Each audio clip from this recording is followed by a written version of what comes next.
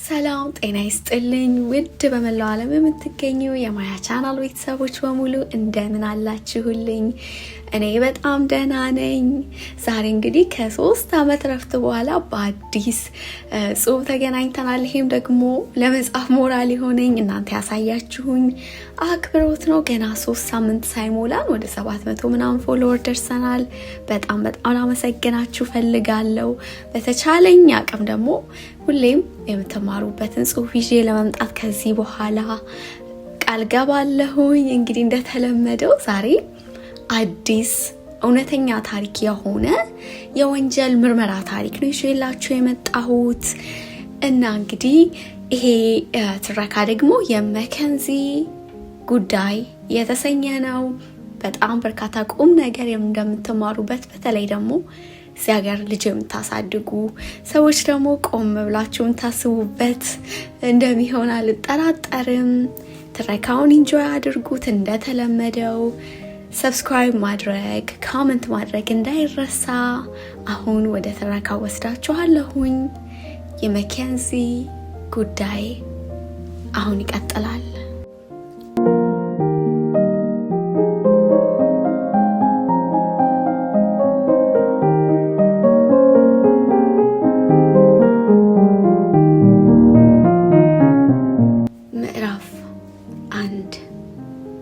አንድ ሌሊት 3 ቤተሰቦች ለዘላለም ታሪካቸው ተለወጠ።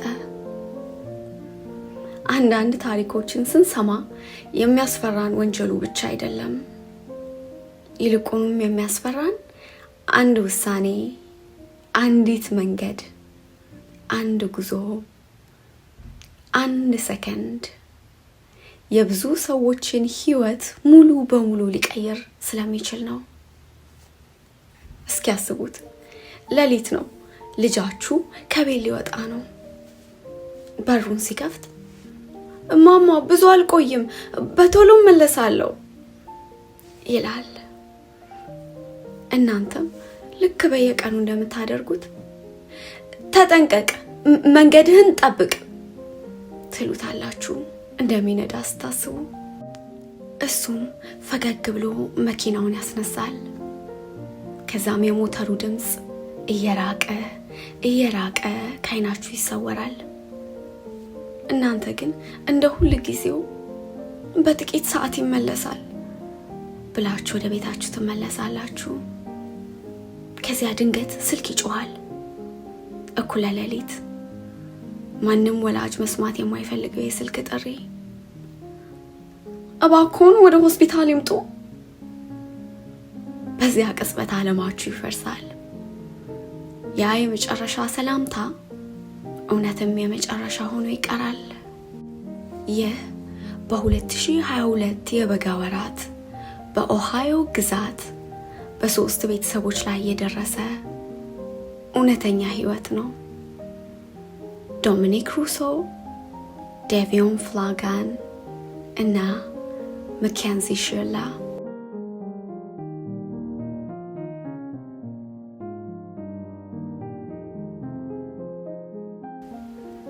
3 ትንንሽ ወጣቶች፣ 3 ትንንሽ ህልሞች፣ አንድ መኪና እንዲሁም አንድ ሌሊት። እስከዛሬ ድረስ በመላው አሜሪካ ውይይት የሚያስነሳ አንድ የወንጀል ታሪክ። ይህ ጉዳይ ሁለቱ ወጣቶች ለምን ሞቱ? ምን ተፈጠረ? አደጋ ነበር ወይስ ሆን ተብሎ የተፈጸመ ድርጊት ነው? ዛሬ በተረጋገጡ እውነታዎች፣ በፍርድ ቤት በቀረቡ ማስረጃዎች እና የተመዘገቡ ክስተቶች መሰረት ይህንን ታሪክ ከመጀመሪያው እስከ መጨረሻው ተመልክተን መኬንዚ ሳታውቅ ያደረገችው ስህተት ወይስ ታስቦበት የተቀነባበረ ወንጀል ነው ለሚለው ጥያቄ መልስ እንሰጣለን። ምክንያቱም ዛሬ የምነግራችሁ ታሪክ ስለ አንድ ተራ መኪና አደጋ አይደለም። ይልቁንም በውስጡ ስለ 4 ዓመት የፍቅር ግንኙነት፣ 32,000 ስለሚሆኑ የጽሑፍ መልእክት ልውውጦች ስለ አንድ የኤሌክትሮኒክ መሳሪያ የዘገበው የመጨረሻ 5 ሰከንድ እና ስለ አንድ ጥያቄ እስከ ዛሬ ድረስ 2 ቤተሰቦችን የከፈለ ጥያቄ። ጁላይ 31 2022 እሁድ ንጋት ስትሮንግቪል ኦሃዮ። ከተማዋ ገና ከእንቅልፏ አልነቃችም ነበር። የፀሐይ ብርሃን ገና ሙሉ በሙሉ አልወጣችም። መንገዶቹ ባዶ ነበሩ። እዚያና እዚህ የጎዳና መብራቶች አሁንም እንደበሩ ነው። አየሩ ጸጥ ብሎ ነበር።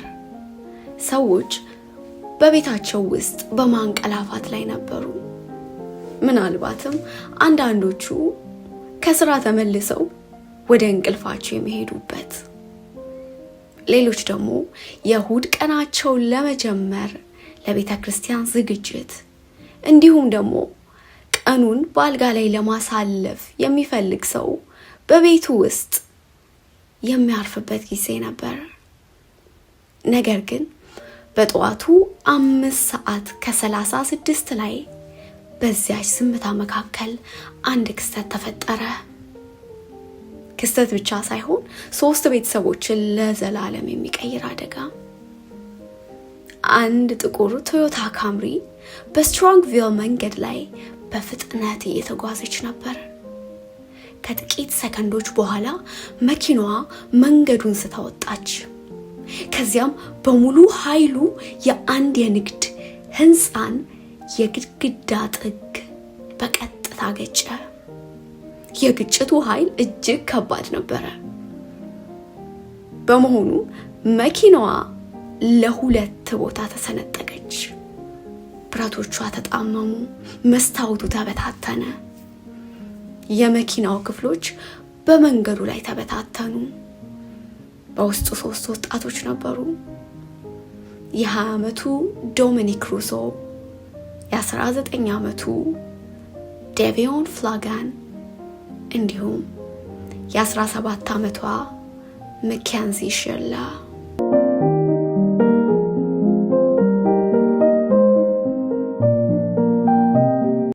ከአደጋው በኋላ ተመልሶ ሁሉም ነገር ረጭ አለ። የተሰማው የግጭቱ ድምጽ ብቻ ነበረ። ጩኸት አልነበረም። የሚሮጥ ጎረቤትም የለም።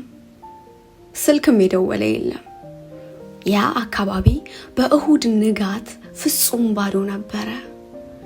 3 ወጣቶች በተሰበረው ብረት ውስጥ ተይዘው ማንም ሳያውቀው ለ45 ደቂቃዎች ያህል ቆዩ። አስቡት፣ 45 ደቂቃ አጭር አይደለም። አንድ ሙሉ የትምህርት ክፍለ ጊዜ ወይንም አንድ የእግር ኳስ አጋማሽ ክፍል ነው። በሌላኛዋ የከተማዋ ክፍል የዶሚኒክ ሩሶ ቤተሰብ፣ የዴቪዮን ፍላንግ ቤተሰብ እንዲሁም የማኬንዚ ሸርላ አዲስ ቀንን ለመጀመር እየተዘጋጁ ነበረ። ከጥቂት ሰዓታት በኋላ የሚሰሙት ዜና ህይወታቸውን ለዘላለም እንደሚለውጠው አንዳቸውም አላወቁም ነበር። ከጠዋቱ 6:15 ገደማ ላይ ነበረ አንድ የስትሮንግስቪል ነዋሪ የሆነ ወጣት እንደተለመደው ሁላ የጠዋት ሩጫውን ለማድረግ ከቤቱ የወጣው። ድንገት በመንገድ ላይ እንዳለ ነበረ የተሰባበረ መኪና የተመለከተው። እርምጃውን አቆሞ መኪናው ወዳለበት መንገድ አመራ። የግጭቱን ኃይለኝነት አንዴ ብቻ አይቶ ለመረዳት የሚቻል ነበረ። ምክንያቱም እያንዳንዱ የመኪናዋ የብረት ክፍሎች ተሰባብረዋል። መስታወቱም እንዲሁ ተበታትኖ ነበረ። ወዲያውኑ ስልኩን በማውጣት ወደ 911 ደወለ።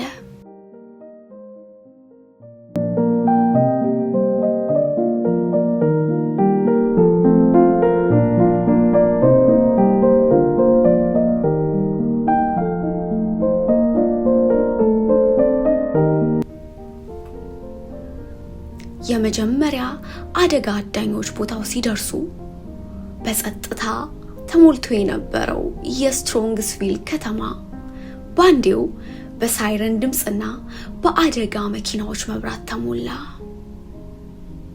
ወዲያውኑም ሐኪሞቹ ለሶስቱም ወጣቶች የሕክምና እርዳታ ለማቅረብ መሯሯጥ ጀመሩ። ነገር ግን ለዶሚኒክ ሩሶ እና ለዴቪዮን ፍላንግ የሚደረግ ምንም አይነት የሕክምና እርዳታ አልነበረም። ሁለቱ ወጣቶች ከአደጋው ክብደት የተነሳ ሕይወታቸውን አጥተው ነበረ።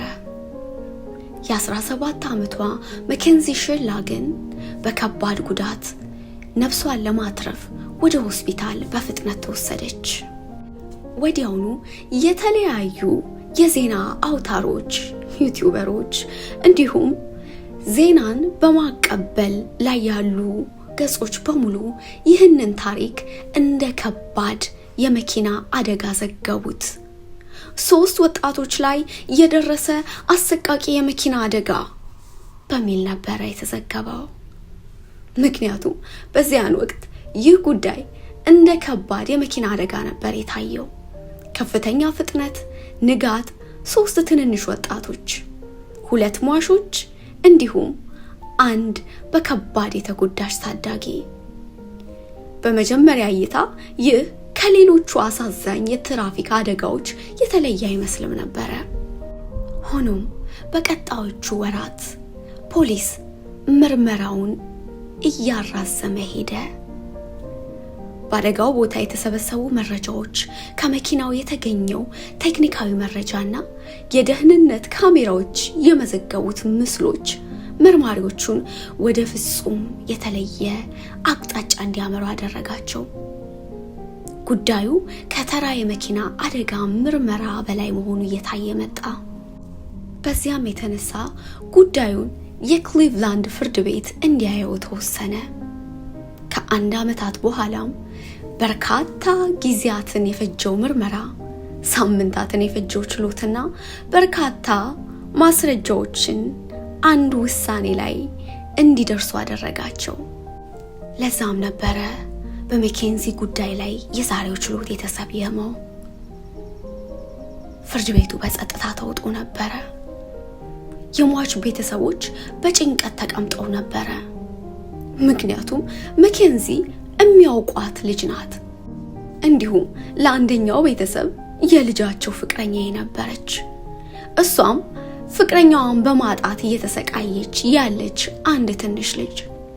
እስከዛን ጊዜ ድረስ የተበዳይ ቤተሰቦች ለመኬንዚ ቤተሰቦች በሞራልም ሆነ በተለያየ ነገር ድጋፍ እያደረጉላቸው ነበረ። ነገር ግን በዚያን ቅጽበት ዳኛዋ ዴቦራ ፍርዱን ማንበብ ጀመሩ። ከዚያም የዚያን ጉዳይ አቅጣጫ ለዘላለም የሚቀይሩ ቃላትን ተናገሩ። ይህ ግዴለሽ አነዳድ አልነበረም፣ ይህ ግድያ ነው። ከዚያም አከታትለው ይሄንን አሉ። መኬንዚ ተልኮ ነበራት። ይህንንም ደግሞ አስባበትና በትክክልም ቀምራበትን የፈጸመችው። ስለዚህ ይሄ ስህተት ሳይሆን ተልኮዋ ሞት ነበረ። በእነዚህ ጥቂት ቃላት በመጀመሪያ አደጋ ተብሎ የተመዘገበው ጉዳይ በፍርድ ቤቱ ውስጥ ግድያ ተብሎ ተፈረደ።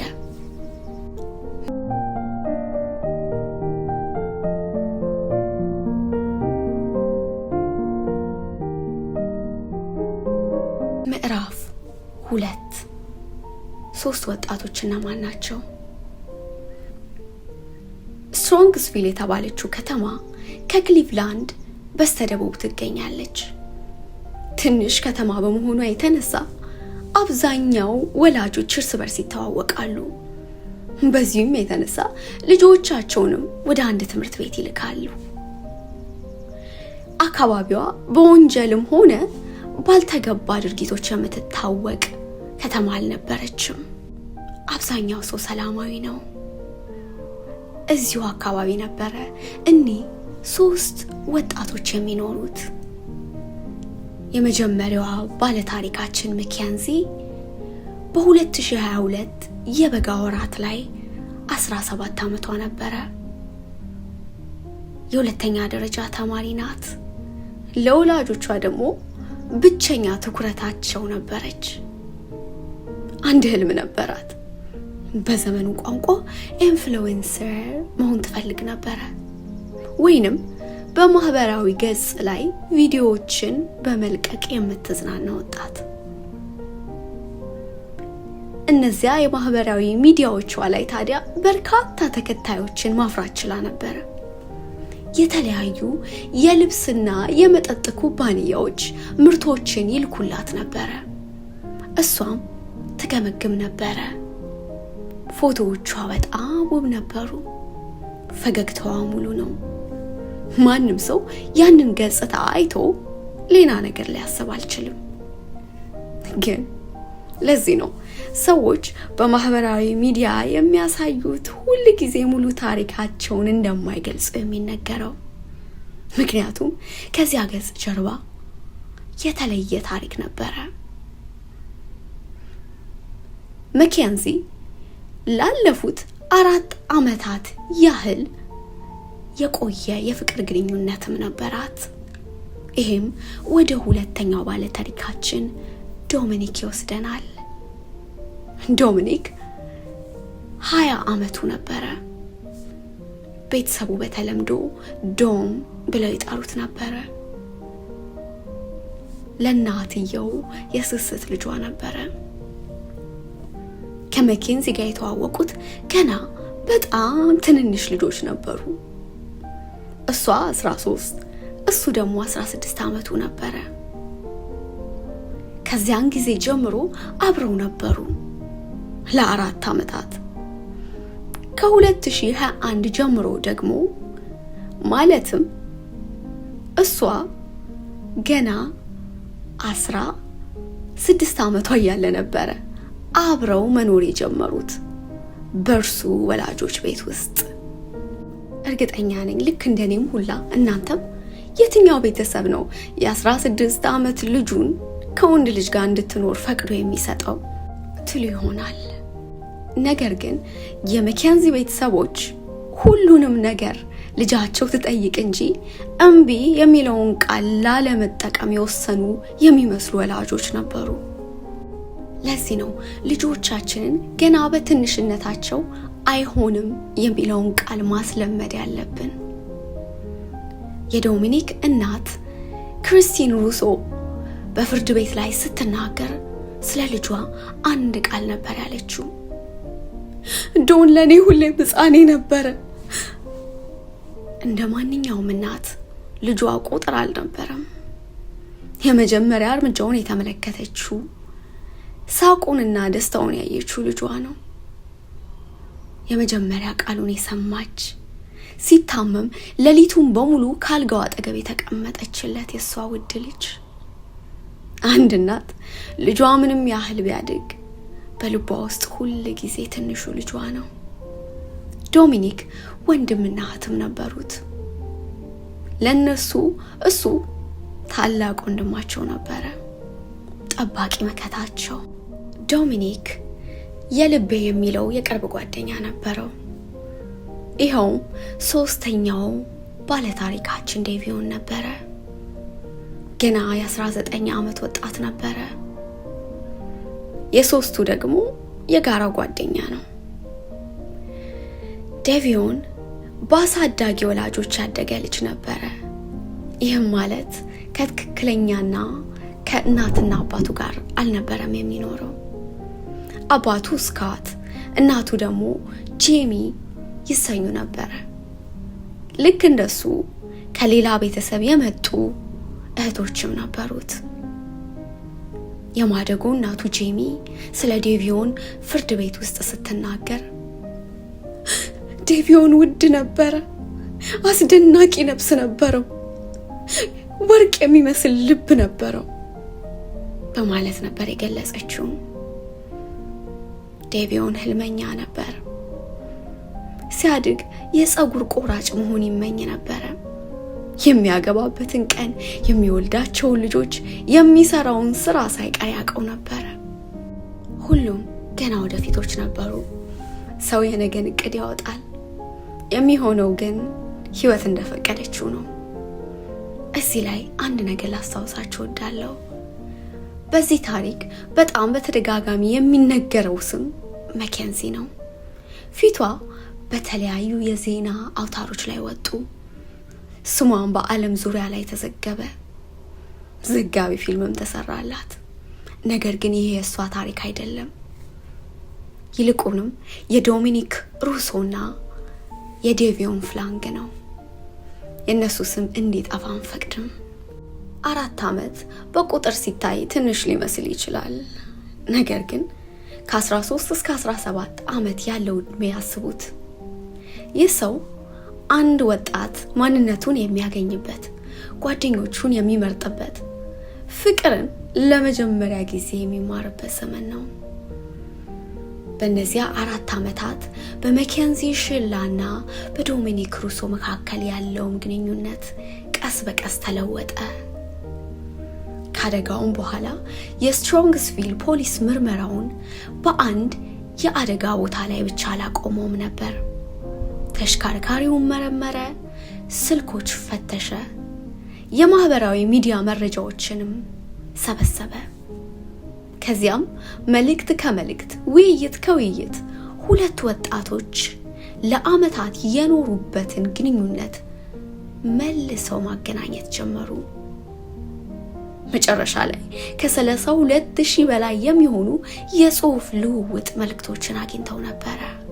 የተለያዩ ስሜቶችን፣ ጭቅጭቆችን፣ ይቅርታዎችን እንዲሁም ያልተፈቱ ጉዳዮችን የያዘ ማህደር። በዚህ ግዙፍ የዲጂታል ማህደር ውስጥ መርማሪዎቹ የሚፈልጉትን የአደጋውን ምክንያት ያብራራልናል የሚሉት ታሪክ ነበረ። በኋላም የዶሚኒክ እህት ስለ መኬንዚ ያላትን የመጀመሪያ እንግዳ ስሜት አስታወቀች። በመጀመሪያው ቀን ልቋቋማት አልቻልኩም። ሰላምም አላለችኝም፣ ራሷንም አላስተዋወቀችኝም። በቀጥታ ወደ ዶም ነበር የሄደችው።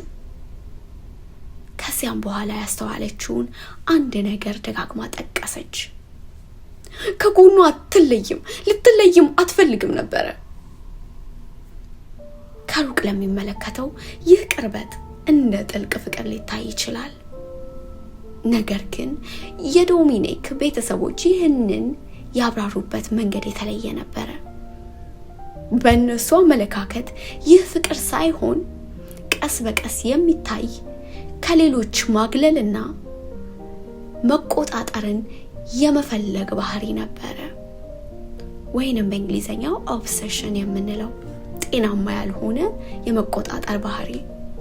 ይህ ጉዳይ ጥቁርና ነጭ ብቻ የሆነ ታሪክ አልነበረም፣ ከዚያ በላይ የተወሳሰበ ነበረ። የዶሚኒክ ቤተሰብ የራሳቸውን ታሪክ አቀረቡ።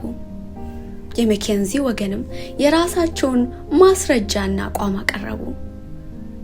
በኋላም ለህዝቡ ይፋ የተደረጉ የጽሑፍ መልእክቶች ውስጥ ይህ ግንኙነት ከውጪ እንደሚታየው ቀላል እንዳልነበር የሚጠቁሙ ቃላቶች ተገኙ። በአንዱ መልእክት ዶሚኒክ እንዲህ ብሎ ጽፎ ነበረ: ከአንቺ ጋር መኖር በቃ እኔ አልፈልግም፣ አንቺ በጣም ጨካኝ ሰው ነሽ። በሌላ በኩል መኬንዚም ዶሚኒክ ሊጎዳት እንደሞከረ የምትገልጽባቸው መልእክቶች ነበሩ። ይህ ግንኙነት በሁለቱም አቅጣጫ የተመረዘ ነበረ። ያ ሀቅ ነው። ነገር ግን ችሎቱ መሃል ላይ አቃቢ ህግ ለፍርድ ቤት ያቀረበው አንድ ለየት ያለ ነጥብ ተነሳ። ከአደጋው 2 ሳምንት በፊት ማንም በወቅቱ ትኩረት ያልሰጠው የዶሚኒክ እናት ልብ ውስጥ ግን የቀረ ታሪክ ነበረ። መኬንዚ መኪናውን በማሽከርከር ላይ ነበረች። ከጎኗ ደግሞ ዶሚኒክ ተቀምጦ ነበረ። በመንገድ ላይ እንዳሉ ሁሌም እንደሚሆነው ከባድ ጭቅጭቅ ተጀመረ። ያ ክርክር እየተባባሰ ሄዶ የድምጻቸው ከፍታ ጨመረ። ውጥረቱም ተባባሰ። በዚያንኑ ቅጽበት ዶሚኒክ ስልኩን በፍጥነት አንስቶ ለእናቱ ደወለ። እማ እባክሽ በፍጥነት ነይና ውሰጂኝ፣ መንገድ ላይ ነን። እናቱ በዚያ ቅጽበት መድረስ አልቻለችም። በመጨረሻም ወደ አንድ ጓደኛው ደውሎ ጓደኛው ከተባለበት ቦታ ድረስ ሄዶ አመጣው። ጓደኛው ጉዳዩ በዚያ ያበቃ መስሎት ነበር። በጭራሽ ከ2 ሳምንታት በኋላ ይህንን ክስተት በፍርድ ቤት ውስጥ እንደሚናገረው አላሰበም ነበር። በችሎቱ ውስጥ የዶሚኒክ ጓደኛ በዚያን የስልክ ጥሪ ላይ የሰማውን ቁልፍ ነገር መሰከረ። ከስልኩ ጀርባ የመኬንዚ ድምጽ ይሰማኝ ነበር። እሷን በፍጥነት አሁኑኑ ይቺን መኪና አጋጫታለሁ ማለቷን ሰምቻለሁ። ምናልባትም በወቅቱ በንዴት የተነገረ ንግግር ብቻ መስሎኝ ነበር። ግን ከ2 ሳምንታት በኋላ በዛችው መኪና ውስጥ ከዶሚኒክ ጋር በዛችው መንገድ ላይ ይሄን ነገር ስታደርገው ድንገተኛ ነው ብዬ ማመን ይከብደኛል። ይህ አረፍተ ነገር ከቀደመው በበለጠ በከሳሽ ወገንና በተከሳሽ ወገኖች መካከል መሻካከርን አስነሳ። የመጨረሻው ወር ጁላይ 2022 የአደጋው ወር ነበር። በዚያን ወር ውስጥ አቃቤ ሕግ እንደገለጸው መኬንዚ በዶሚኒክ ላይ በተደጋጋሚ ማስፈራሪያን ያደረገችበት ወር ነበረ። ምናልባትም ማስረጃውን አቃቤ ሕግ ከየት አመጣው ብለን ልንጠይቅ እንችላለን። መልሱ ደግሞ የዶሚኒክ ስልክ ነበረ። ራሱ ዶሚኒክ ቀርጾ ያስቀመጣቸው ፋይሎች ነበሩ። በእነዚህ ቪዲዮዎች ውስጥ መኬንዚ ስትደበድበው፣ ስታስፈራራው፣ ንብረቶቹንም ስታወድም ትታያለች። በአንድ ወቅት ወደ ቤቱ እንዲያስገባት እየጠየቀች ነበረ። እሱ ግን አልፈቀደላትም። እሷም መኪናውን እያበላሸች የበሩን እጀታ ደግሞ እንደምትሰብረው በሚያስፈራ ቃል እያስጠነቀቀችው ይሰማል በአንዱ ተንቀሳቃሽ ምስል ላይ። ታዲያ እዚህ ላይ አንድ ነገር እንድናስብ ያደርገናል። አንድ ወጣት ሰው የፍቅር ጓደኛውን በስልክ መቅረጽ ሲጀምር ምን ማለት ነው? ያውም እንዲህ አይነት ሁኔታ ላይ መረጃ ገንዘብ በሆነበት ዘመን። እንደ ፍርድ ቤቱ አረዳድ መረጃ መሰብሰብ ይባላል። ዶሚኒክ ይፈራት ነበር። የሱ እህትም እንኳን ፍርድ ቤት ላይ እንዲህ ብላ ነበር። ግንኙነቱን ለማቋረጥ ደጋግሞ ይሞክር ነበር። በጣም ተመርዞና ተስፋ ቆርጦ ነበር በዚህ ፍቅር ግንኙነት ስትል ተደምጣለች። እኒህ ሁሉ ኩነቶች ወደዚያች ንጋት አደረሱን። ምዕራፍ 3 ንጋት 5:36 ጁላይ 31 2022 እሁድ ከጧቱ 5:30 ላይ የመኬንዚ ጥቁር 2018 ቶዮታ ካምሪ ከብረሽውድ ሌን ተነሳ። መኬንዚ ትሾፍራለች። ዶሚኒክ ከጎኗ የተሳፋሪው መቀመጫ ላይ ነበር። እንዲሁም ዴቪዮን ከኋላ ተጭኗል። 5:33 ላይ መኪናው ወደ ፐርል ሮድ ታጠፈ። ከ34 ላይ ወደ ፕሮግረስ ድራይቭ ገባ። ይህን መንገድ አስታውሱት። ፕሮግረስ ድራይቭ ረጅም ቀጥ ያለና የሚዘጋ መንገድ ነው። መጨረሻው ላይ ደግሞ ትልቅ ህንጻ አለ። በዚያ መንገድ ላይ ለማሽከርከር የፍጥነት ገደቡ 56 ኪሎ ሜትር ነበረ። በመኬንዚ ስልክ ላይ አንድ የቤተሰብ መከታተያ መተግበሪያ ተጭኖ ነበረ። ይህ መተግበሪያ ወላጆች ልጆቻቸው የት እንዳሉ ለመቆጣጠር ያስችላቸው ዘንድ የተሰራ መተግበሪያ ነበረ። ታዲያ እንደተለመደው ወጣ ያሉ ድርጊቶችን የሚዘግበው መተግበሪያ በዚያች ደቂቃ ውስጥ ማስጠንቀቂያዎችን አስመዝግቦ ነበረ። ምንም እንኳን የፍጥነት ገደቡ 56 ቢሆንም እሷ ግን 145 ላይ ነበረች። ይህም ማለት ከተፈቀደው የፍጥነት ገደብ 3 እጥፍ ሊባል በሚችል ፍጥነት እየበረረች ነበረ።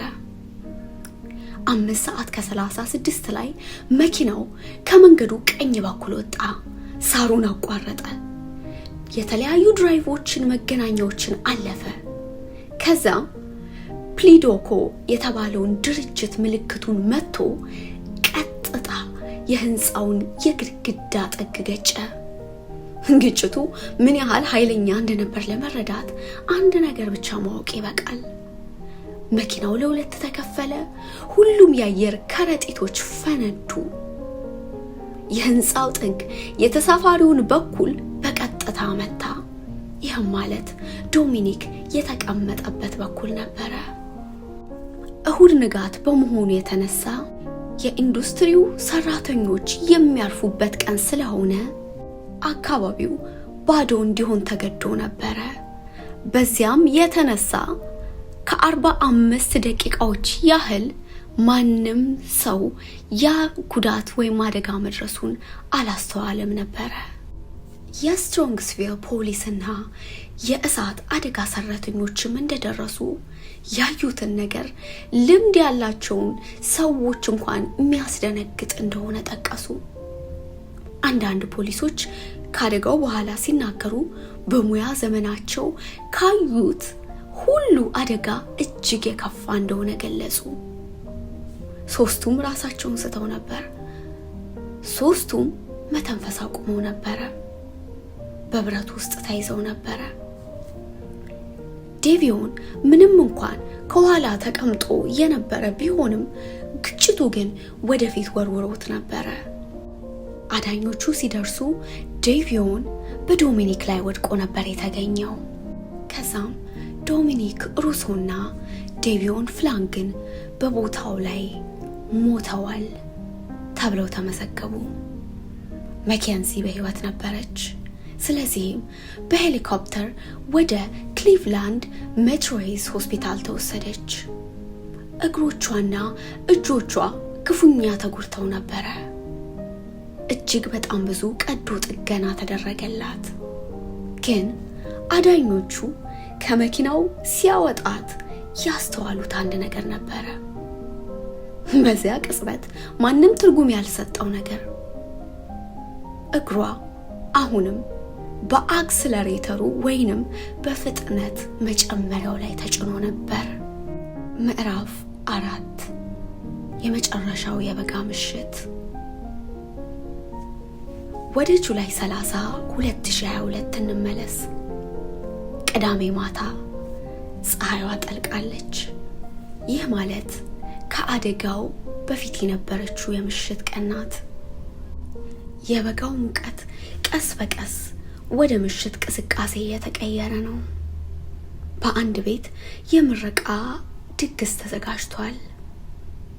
አስተናጋጇ ደግሞ ኬሊ ብራያ ናት። ይህም ማለት ያን ዕለት አብዛኛው የአሜሪካ ሃይ ስኩሎች ወጣት ተማሪዎቻቸውን የሚያስመርቁበት ቀን በመሆኑ እነ መኬንዚም የተመረቁበት ቀን ነበረ። የተሰበሰቡት ወጣቶች ስለ ወደፊቱ እያወሩ እየተሳሳቁ ህይወትን ገና እንደሚጀምሯት የሚያምኑ ወጣቶች ነበሩ። ከምሽቱ 10 ሰዓት ከገደማ ላይ ነበረ መኬንዚ ሸርላ፣ ዶሚኒክ ሩሶ እና ዴቪዮን ወደ ድግሱ የደረሱት። በፍርድ ቤት እንደቀረበው መረጃ ከነሱ ጋር አንድ ጠርሙስ ተኪላ እንዲሁም አንድ የማሪዋና መጠቀሚያም ተገኝቶ ነበረ። በአብዛኛው የሃይስኩል ተማሪ ዘንድ የተለመደ ተግባር ስለነበረ በዚያ ቅጽበት ለማንም ይህ እንደ ልዩ ነገር አልታየም። ከጊዜ በኋላም ኬሊ በፍርድ ቤት ቆማ ያንን ምሽት በአንድ ቃል እንድትገልጽ በተጠየቀችበት ጊዜ እየተረጋጋ ነበር ብላ ነበረ። ፕሮግራሙ ቀጠለ። እሳት ተለኩሷል። ወጣቶቹ በዙሪያው ተቀምጠዋል። ያወራሉ፣ ይስቃሉ፣ ጨዋታ ይጫወታሉ፣ ፎቶም ይነሳሉ። በአጠቃላይ እንደ ማንኛውም የበጋ ምሽት። በዚያ ሌሊት በመላው አሜሪካ ከዚህ ጋር ተመሳሳይ የሆኑ በሺዎች የሚቆጠሩ ድግሶች ነበሩ። ልዩነቱ ግን የዚህ ድግስ ታሪክ ገና ለማብቃቱ ነው። በምሽቱ መካከል መኬንዚ ኬሊን ወደ ጎን ጠርታ አንድ ጥያቄ ጠየቀቻት። ኬሊ እየተንገዳገድኩ ነው እንዴ? ኬሊም አየት አድርጋት ኧረ አይደለም። እቺን ትንሽ ልውውጥ አስታውሱ። ከ7 ሰዓት በኋላ ያ ጥያቄ በፍርድ ቤት ውስጥ ይነሳል። ጁላይ 31 2022 የአደጋ ቦታው የፖሊስ ቴፕ ተዘጋ። መኪናው ተጎትቶ ተወሰደ። መርማሪዎችን ፎቶ አነሱ፣ መለኪያዎችን ወሰዱ፣ የመጀመሪያ ሪፖርታቸውንም አዘጋጁ። ከዚያ የመጀመሪያው ውሳኔ በመዝገቡ ላይ ተጻፈ። የትራፊክ አደጋ። በይፋ ጉዳዩ በዚህ መንገድ ተመዘገበ። ያንን ውሳኔ ዛሬ ሆነን ለመፍረድ ቀላል ነው። ነገር ግን መርማሪዎቹ በዚያ ጧት ያዩትን ብቻ እንመልከት። የ17 ዓመት ወጣት ሌሊቱን በድግስ አሳልፋለች።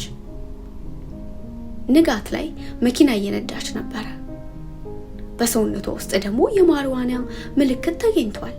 መንገዱም ጨለማ ነበር። እሷም ደግሞ ገና ወጣት አሽከርካሪ ነበረች።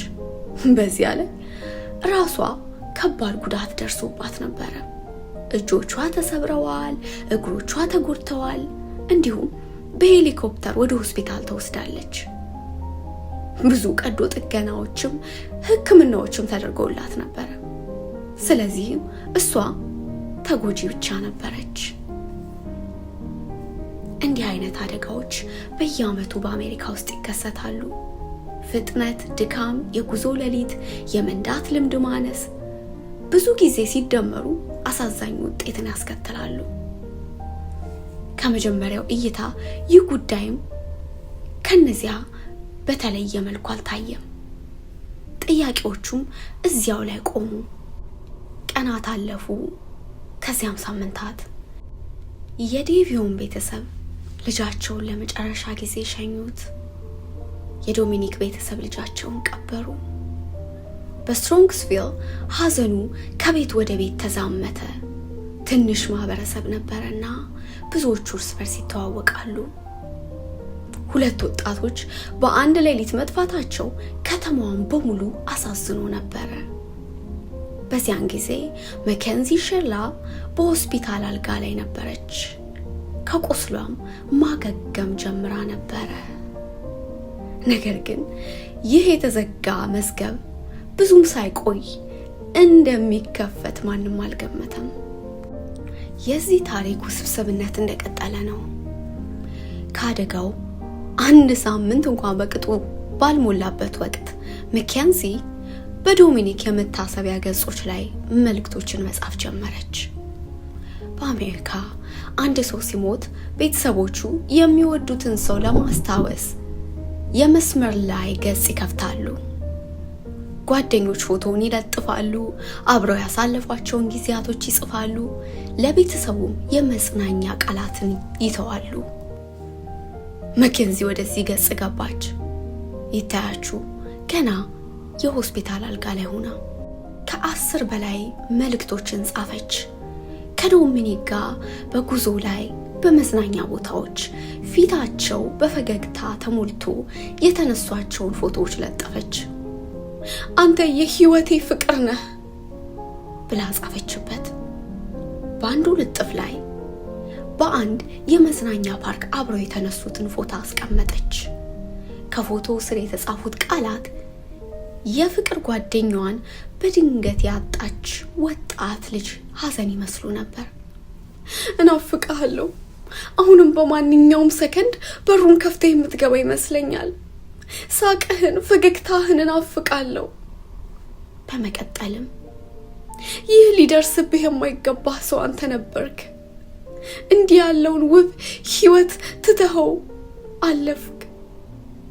በመጨረሻ የጻፈችው ግን 3 አጭር ቃላቶች ነበሩ። እባክህ ጠብቀኝ። በዚያን ጊዜ ይህንን ያነበቡ ሰዎች ያዩት የተሰበረ ልብ ነበረ። የ17 ዓመት ልጅ የምትወደውን ሰው አጣለች። እሷም በዚሁ አደጋ ህይወቷን ልታጣ ተቃርባለች። አሁን በሆስፒታል አልጋ ላይ በአካል ቁስልና በልብ ሐዘን መካከል ላይ እየታገለች ነው። ወራቶች ካለፉ በኋላ ግን እነዚሁ መልእክቶች በተለያየ እይታ መነበብ ጀመሩ። በዛ ሰዓት የሐዘን ቃላት ብቻ የመሰሉት ምርመራው አቅጣጫውን ሲቀይር አዲስ ጥያቄዎችን አስነሱ። እውነት እነዚህ የተሰበረ ልብ ቃላት ነበሩ ወይስ ሌሎች እንዲያዩት በጥንቃቄ የተሰራ ምስል? መልሱ የምታውቀው መኬንዚ ብቻ ናት። ሆኖም በዚያንኑ ወቅት በመኬንዚ ማህበራዊ ሚዲያዎች ላይ የተለያዩ ሌሎች ልጥፎች ደግሞ ትኩረትን ሳቡ። ከነሱ አንዱ ስለ አደንዛዥ እጽ የተጻፈ ነበረ። ቃላቱ በቀልድ ወይም በኩራት ቢጻፍም በኋላ በጉዳዩ አውድ ውስጥ ግን ሲታይ እጅግ ከባድ ትርጉም የያዘ ነበር። እኔ ብዙ እጽ ወስጄ የማልሞት አይነት ልጅ ነኝ ይላል። ከሆስፒታል ከወጣች በኋላም ህይወቷን ወደ መደበኛው ለመመለስ ሞከረች። በዊልቸር ላይ ሆና ነበረ ወደ ሙዚቃ ድግስ ሄደችው። በተለያዩ የኮሌጅ ተማሪዎች ድግሶችም ላይ ታይታለች። እንዲሁም ከጓደኞቿ ጋር የተለያየ ጊዜን ማሳለፍን ጀመረች እንጂ ስትቆስም ወይም ሐዘን እንደደረሰበት ሰው 2 ወጣት ልጆችን በእጁ እንዳጠፋ ሰውም አልነበረም። እናቷ በኋላ ላይ ለማስተባበል እንደገለጸችው ልጇ በህመምና በሐዘን ውስጥ ብቻዋን እንዳትዘጋ በማሰብ ከቤት እንድትወጣና ከሰዎች ጋርም እንድትገናኝ ያበረታታቻት እሷን እንደነበረች ነበር። ቢሆንም የፊታዊ ገጽታዋ ግን ተገፍታ የወጣች ሳይሆን በፈቃዷ እንደወጣች ነበር የሚገልጸው። አቃቤ ሕጉም እነዚህን ተግባራት በሌላ መልኩ አቀረባቸው። በፍርድ ቤት የተጠቀሙት ቃል እጅግ ከባድ ነበረ። አስደንጋጭ የጸጸት እጦት ይነበብባታል ነበር ያሉት። ስለዚህም በአንድ ወገን በሐዘን ውስጥ ያለች የተረፈች ወጣት ተብላ እየተገለጸች ነበረ። ሌላኛው ወገን ደግሞ ከ2 ሞቶች በኋላ ህይወቷን በፍጥነት የቀጠለች ተከሳሽን አየ። ህይወት ቀጠለ። ይህ ሁሉ ሲሆን ግን ማንም የማያየው ሌላ ስራ እየተሰራ ነበረ። የስትሮንግስቪል ፖሊስ መዝገቡን ሙሉ በሙሉ አልዘጋውም ነበረ። የተለያዩ ቃለ መጠይቆች ተደረጉ፣ ጓደኞቿም ተጠየቁ፣ ቤተሰብም። እናም ከዚያ የመኪናው መረጃ ወደ ላብራቶሪ ገባ። መኬንዚ በዶሚኖክ የመታሰቢያ ገጽ ላይ እባክህ ጠብቀኝ ብላ የጻፈችበት ሳምንት ውስጥ አንድ ቦታ ላይ አንድ ባለሙያ የካምሪውን ጥቁር ሳጥን እየመረመረ ነበረ። ብዙ ሰዎች የማያውቁት ነገር ይሄ ነው። ዘመናዊ መኪናዎች ሁሉ ማለት ይቻላል አንድ ትንሽ የኤሌክትሮኒክ መሳሪያ አላት። ከግጭት በፊት ባሉት የመጨረሻ ሰከንዶች ውስጥ የተከናወነውን ሁላ መዝግባ ትይዛለች። ይሄኛው በአውሮፕላን ላይ ብላክ ባክስ እንደምንላት ማለት ነው። ፍጥነቱን፣ የአክስለሬተሩን አቀማመጥ፣ ብሬክ ተረግጧል ወይስ አልተረገጠም የሚለውን ትይዛለች። መኪና ደግሞ ሊዋሽ አይችልም። እናም ያ መሳሪያ አስደሳች ነገርን ተናገረ። የፍርድ ሂደቱን የሚያፋጥን ብሬክ የለም። ይህ ማለት መኪናውን ፍጥነቱን ለመቆጣጠር የተደረገ ምልክት የለም ማለት ነው። የመቀነስ ሙከራም አልነበረም፣ የመዞር ሙከራም የለም። ይልቁኑ ወደ ግድግዳው እየተጠጋ ሳለ የማፍጠን ምልክት ታይቶበት ነበረ። ከዛም በአካባቢው የተተከለው ካሜራ ተንቀሳቃሽ ምስልን ዘገበ። ግጭቱ ተቀርጾ ተገኘ። ያ ቪዲዮም በፍርድ ቤት መሃል እንዲጫወት ተደረገ።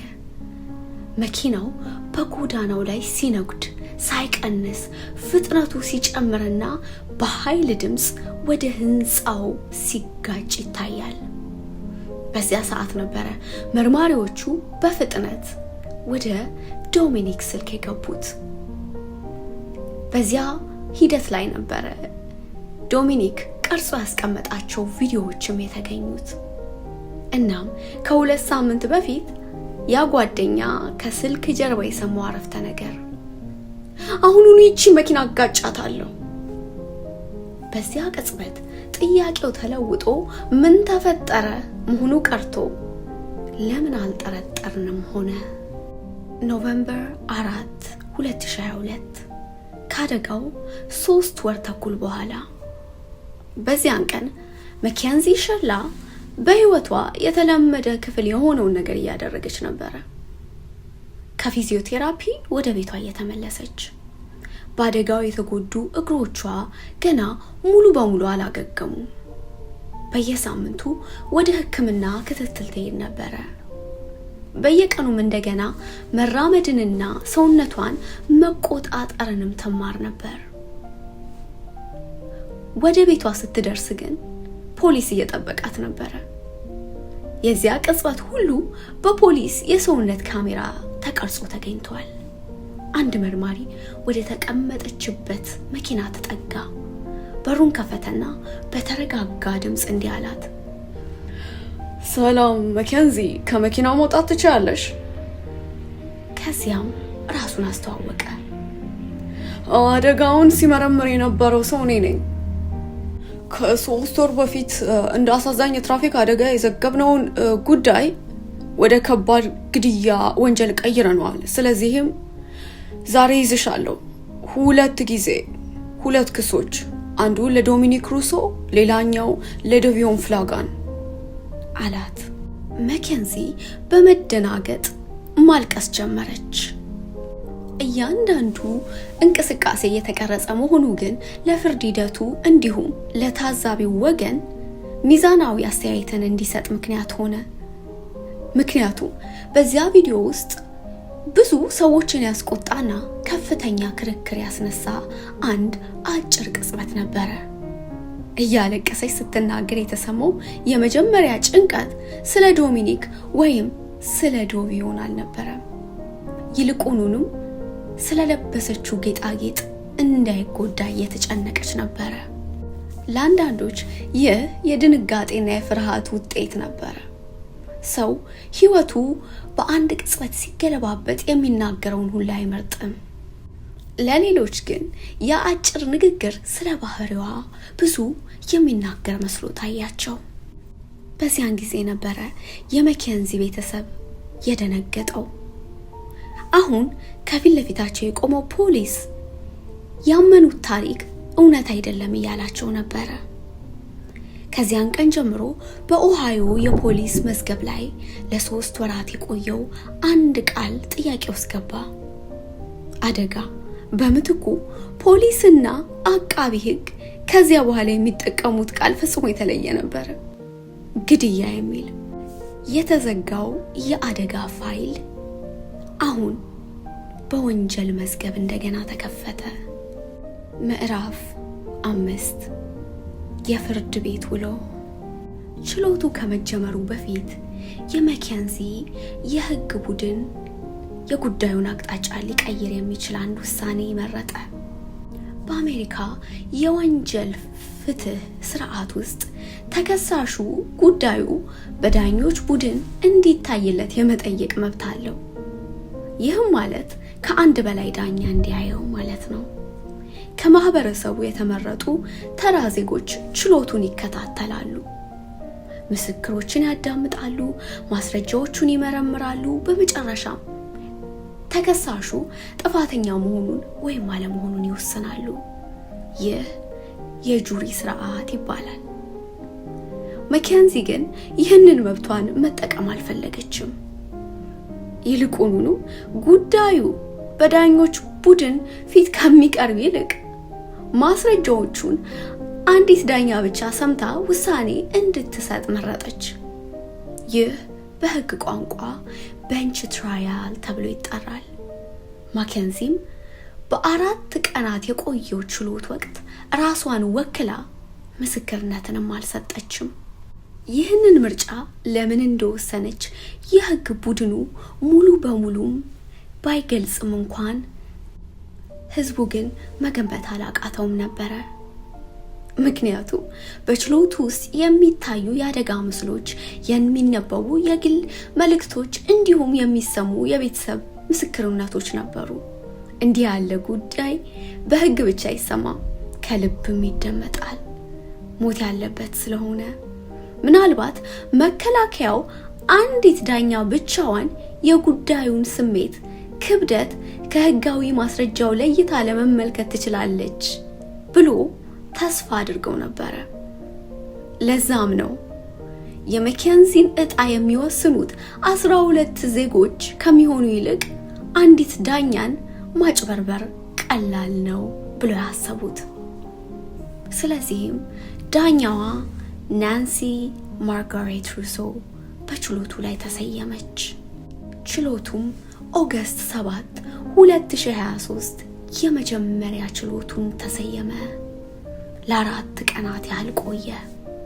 በእነዚያ 4 ቀናት አቃቤ ህግና መከላከያው ፈጽሞ የተለያዩ 2 ታሪኮችን በዳኛዋ ፊት አቀረቡ። አንደኛው ይህ በእጽ በፍጥነትና በወጣትነት ግዴለሽነት የተፈጠረ አደጋ ነው አለ። ሌላኛው ይህ አደጋ አልነበረም፣ የታቀደና በፍጥነት የተፈጸመ ግድያ ነው አለ። አቃቤ ህጉ ጉዳዮቹን በ3 ማስረጃዎች ላይ ገነባ። የመጀመሪያው የመኪናው ዲጂታል መረጃ ነበር፣ ፍጥነቱና የብሬክ ምልክት አለመታየቱ። ሁለተኛው በዶሚኒክና በመኬንዚ መካከል የነበረው ጤናማ ያልሆነ የፍቅር ግንኙነት። ሶስተኛው ከአደጋው 2 ሳምንት በፊት በምስክርነት የቀረበው አንድ አረፍተ ነገር፣ አሁኑን ይህችን መኪና አጋጫታለሁ። ከችሎቱ በኋላ የአቃቤ ህግ ቡድኑ እንዲህ አለ፣ ይህ የተፈጸመው በዶሚኒክ ምክንያት እንደሆነ ጥርጥር የለውም። ዓላማው ያንን ግንኙነት ማቆም ነበረ። እናም በመኪናው ውስጥ የነበሩትን ሁላ ይዛ ሄደች። የመኬንዚ ጠበቆች ግን አንሸነፍም አሉ። እነሱም ይህ ሆን ተብሎ የተፈጸመ ግድያ እንዳልሆነ፣ ይልቁኑንም በዚያን ጠዋት መኬንዚ ፖትስ ተብሎ የሚጠራ የነርቭ በሽታ እንደተነሳባትና በዚያ ምክንያት ራሷን ስታ ነበር ብለው ተከራከሩ። ይህ ህመም የልብ ምትን በድንገት ሊጨምር፣ ሰውየውን ሊያዞረው፣ አንዳንድ ጊዜም ራሱን እንዲስት ሊያደርገው ይችላል አሉ። እናቷ ናታሊም በምስክርነት ቀርባ ልጇ ይህ በሽታ ከ2017 ጀምሮ እንደምትታመመው ገለጸች። የመከላከያው ንድፍ ሐሳብ የነበረ መኬንዚ በዚያን ንጋት ራሷን ስታ ነበረ። እግሯ የመኪናው አክስለሬተር ላይ የቀረው ለዚያ ነው። መኬንዚም ብትሆን እስከ ዛሬ ድረስ የምትለው ይህንኑ ነው። ስለዚያ ንጋት ምንም ትዝታ የላትም። ነገር ግን ዳኛዋ ይህንን ክርክር በቀጥታ ውድቅ አደረጉት። ኦገስት 14 2023 ዳኛዋ ናንሲ ማርጋሬት ውሳኔያቸውን ከማንበባቸው በፊት ስለተመለከቱት ማስረጃ ተናገሩ። ቃላቸው ጠንካራ ነበረ። ይህ ግዴለሽ አነዳድ አልነበረም፣ ይህ ግድያ ነው። ተልእኮ ነበራት፣ ያንንም በትክክለኝነት ፈጽመዋለች። ተልእኮዋ ደግሞ ሞት ነበረ። ቪዲዮ የተከሳሿን ዓላማ በግልጽ ያሳያል። በዚያን ቀን የሞትና የጥፋትን መንገድ መርጣለች። ድርጊቷን በ5 ቃል ገለጡ። የተቆጣጠረ፣ የተደራጀ፣ ሆነ ተብሎ የተደረገ፣ የታሰበበትና ዓላማ ያለው። ስለዚህም መኬንዚ ሸርላ በ12 የወንጀል ክሶች ጥፋተኛ ሆነች። 4 የግድያ ክሶች፣ 4 የከባድ ጥቃት ክሶች፣ 2 በመኪና ሰው የመግደል ክሶች፣ 1 በአደንዛዥ እጽ ይዞታ እና 1 የወንጀል መሳሪያ ይዞታ ውሳኔው ሲነበብ መኬንዚ በፍርድ ቤት ውስጥ እያለቀሰች ነበረ። ቀጥሎም ከሳምንታት በኋላ ማለትም ኦገስት 21 2023 የቅጣት ችሎት ተሰየመ። ይህ ቀን የህግ ቀን አልነበረም፣ የቤተሰቦች ቀን ነበረ። በመጀመሪያ የዶሚኒክ እናት ክሪስቲን ሩሶ ተነሳች። በዚህ አደጋ 3 ልጆቼን አጣሁ። 3 ልጄን፣ የልጄን ጓደኛ እና ለ4 ዓመታት በቤቷ ውስጥ እንደ ልጄ የተቀበልኳትን ልጅ። በየቀኑ ስለ ልጄና ስለ ዴቪዮን የማላስብበት ደቂቃ የለም። ልቤ ለዘላለም ተሰብሯል። መኬንዚ በዶሚኒክ ላይ ምህረት አላደረገችም፣ በዴቪዮንም ላይ ምህረት አላደረገችም። ከዚያም የዴቪዮን እናት ጄሚ ፍላጋን ተነሳች። ልጇ በዚያ መኪና ውስጥ የነበረው በአጋጣሚ ነበረ። ጓደኛውን ለመሸኘት ምንም ጠብ አልነበረበትም።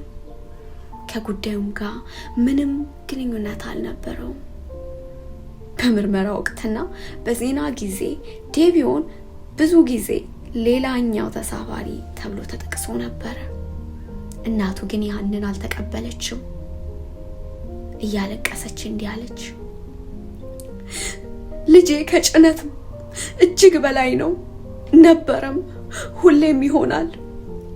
እሱ ውድ ነበረ፣ አስደናቂ ነፍስ ነበረው፣ የወርቅ ልብ ነበረው።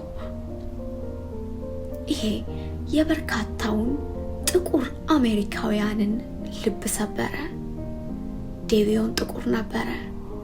ምናልባት እንደ ተራ የጭነት ዕቃ የታየው ጥቁር በመሆኑ ይሆንን? የዴቪዮን እህት ዴቪን ተነሳች። ዳኛዋን አንድ ነገር ጠየቀቻት። በህግ የሚቻለውን ከፍተኛ ቅጣት እንዲሰጣት እንጠይቃለን። ሁለቱም ቤተሰቦች ተመሳሳይ ጥያቄ አቀረቡ። ቅጣቶቹ ተከታታይ እንዲሆኑ፣ አንዱ አልቆ ሌላኛው እንዲጀመር፣ ከ30 ዓመት እስከ ዕድሜ ልክ። በዚህ ሰዓት ላይ ነበረ መኬንዚ ሽርላ የተነሳችው። እያለቀሰች እንዲህ አለች፣ በጣም አዝኛለሁ፣ ልቤ ተሰብሯል። ዶን እና ዴቪዮንን ወዳቸው ነበር። ሁላችንም ጓደኛ ማቾች ነበርን።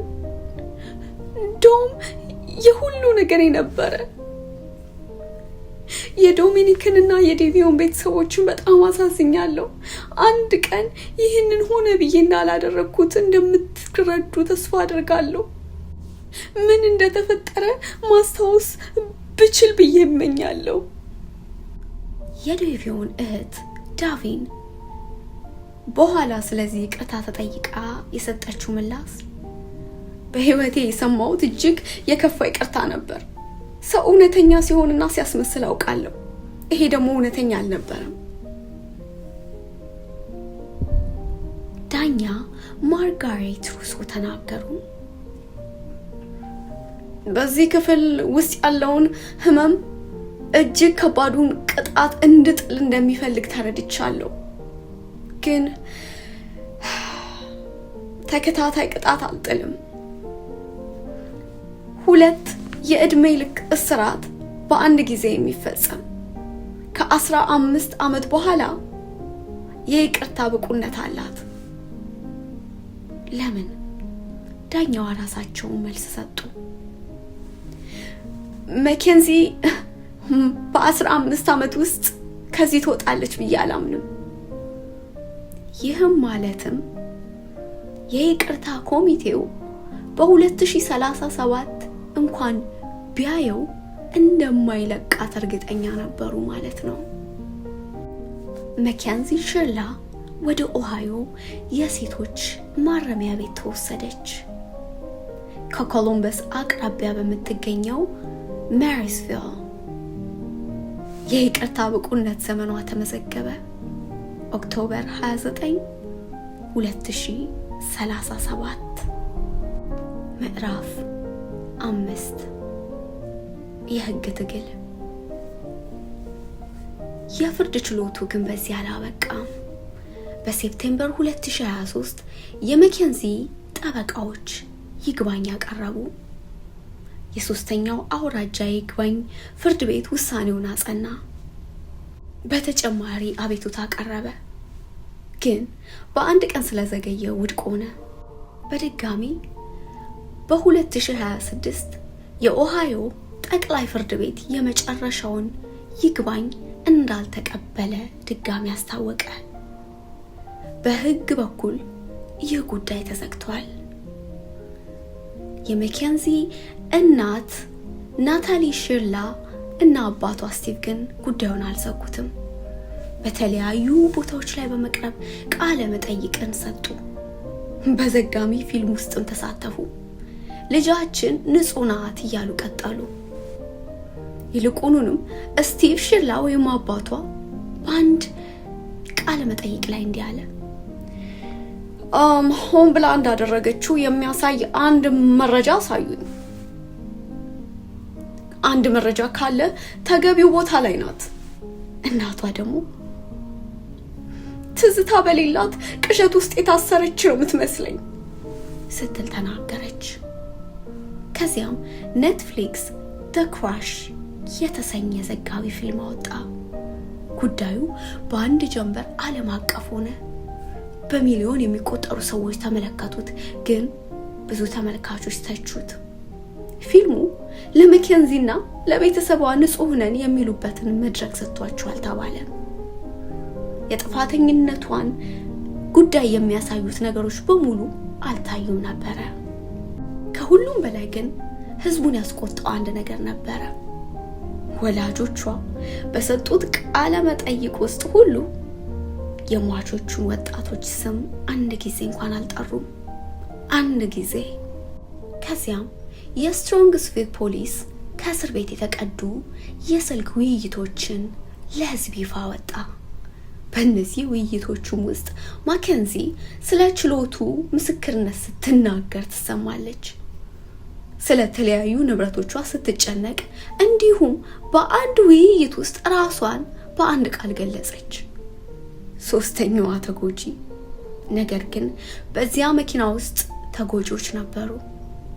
እነሱም የ20 ዓመቱ ዶሚኒክ ሩሶ እንዲሁም የ19 ዓመቱ ዴቪዮን ፍላንግ ብቻ ነበሩ። በሌላ በኩል አንድ ነገር እየተከሰተ ነው። የዶሚኒክ እህት የዴቪዮን ቤተሰብ ተባብረው ከህግ አውጪዎች ጋር አብረው እየሰሩ ነው። የሚያወጡት ህግ ደግሞ ስም አለው።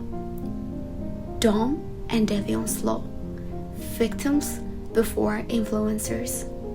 ትርጉሙ ደግሞ የዶምና የዴቪዮን ህግ ተጎጂዎች ከኢንፍሉዌንሰሮች ይቀድማሉ። ዓላማው ደግሞ በአሜሪካ ውስጥ ወንጀለኞች ከወንጀላቸው ገንዘብ እንዳያገኙ የሚከለክል የቆየ ህግ አለ። ግን ያ ህግ የተጻፈው ከመጽሐፍና ከፊልም ዘመን ነው። አሁን ደግሞ የማህበራዊ ሚዲያ ዘመን ነው።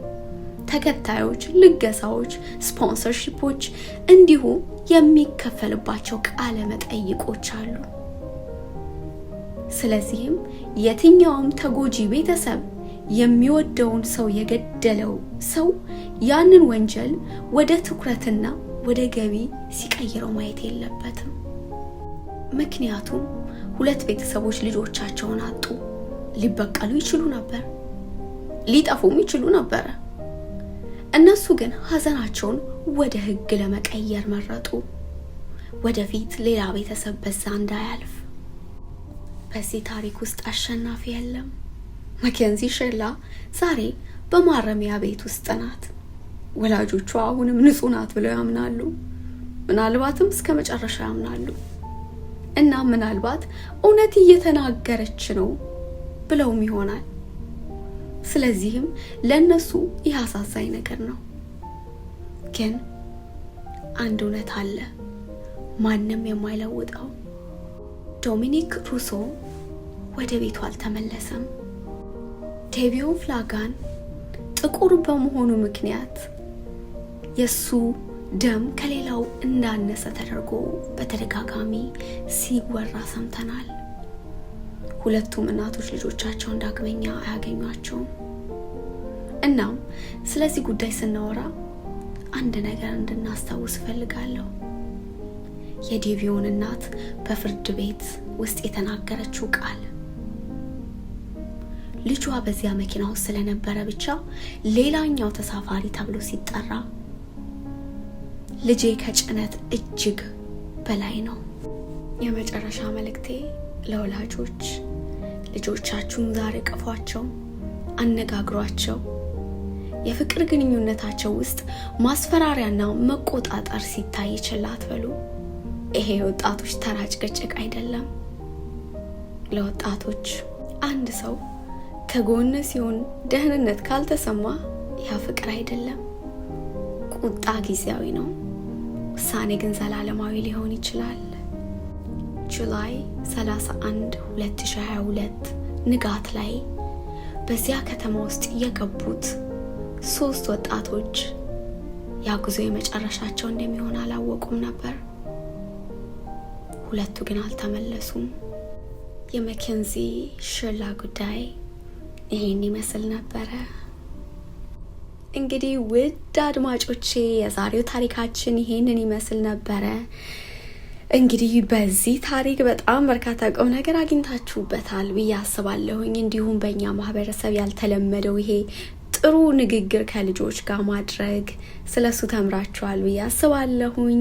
በቀጣይ አዲስ ትረካ እስከምንገናኝ ድረስ አብራችሁ ቆያሁት። እኔ ማያ ነበርኩኝ። ውድድር አረጋችኋለሁ።